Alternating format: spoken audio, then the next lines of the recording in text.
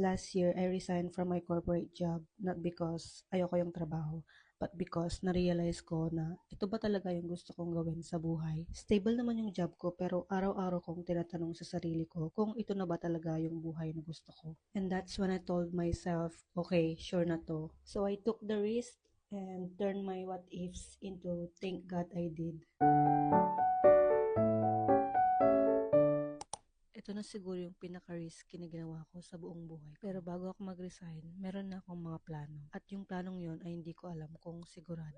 So, hi, this is Mary G, a social media manager, an affiliate, a UGC creator, in short, an internet girly na earning online. Nag-resign ako sa corporate world kasi ito yung gusto kong gawin and hiniling ko talaga kay Lord na kahit mababa yung sahod, basta work from home para may sabay ko yung pag-affiliate at UGC creator ko in full time. Syempre, hindi ko lang yun minanifest, ginawan ko din yun ng action. Pero bago ako mag-work from home, nag-work on-site muna ako ng almost 9 months. And finally, na-approve na nga yung full-time remote work ko and I'm so happy kasi hindi ako nag-give up. Muntik lang. So if you're watching this at gusto mo na rin mag-resign, dapat meron kang backup plan. And this is your sign to take that risk. See you on the next episode.